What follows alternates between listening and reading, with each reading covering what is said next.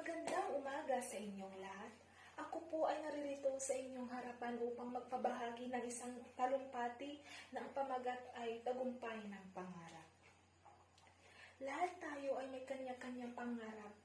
Pangarap na mahirap abutin lalo sa araw-araw na kinakaharap natin problema. Mapapaisip na lang tayo kung makakaya pa ba natin to? O mapapatuloy pa ba natin ang lahat ng pangarap na gusto nating abutin? Bilang isang mag-aaral, sasabi ko, dumadating tayo sa puntong nawawala na tayo ng pag-asa at lumiliko sa daang ating tinatahak. Naliligaw tayo kung kaya't nahihirapan tayong abutin ang ating mithiin sa buhay. Tayong lahat ay gustong makamit ang ating pangarap sa kadahilan ng gusto natin guminhawa ang ating buhay.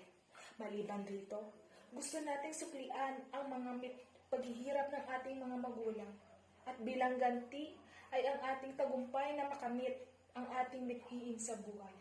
Ako, ang pangarap ko ay isang pharmacist.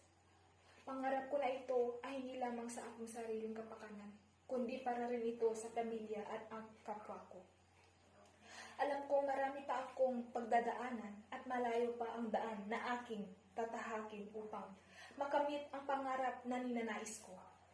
Ngunit tinitibayan ko ang aking loob dahil naniniwala ako na balang araw ang mga pangarap kong ito ay maabot ko na parang isang ilog na hindi tumitigil sa pag-agos hanggat makarating ito sa kanyang paroroonan.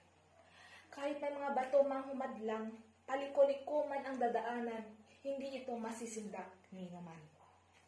Maihan tulad ko ang ating sarili sa atin, kung anong magiging karakter natin sa ating buhay.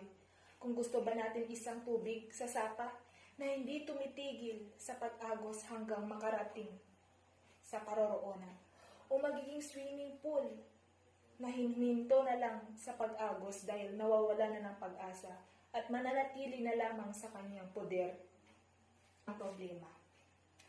Tayo ang magdidesisyon kung sino ang gusto nating mangyari sa ating buhay.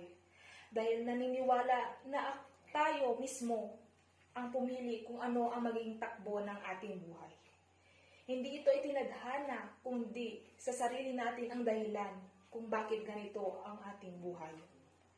Alam kong mahirap harapin ang problema, ngunit kailangan nating lakasan ang ating loob at pagtibayan ng gayon, malampasan natin ang mga hamon o pagsubok na binigay ng Poong May Kapal.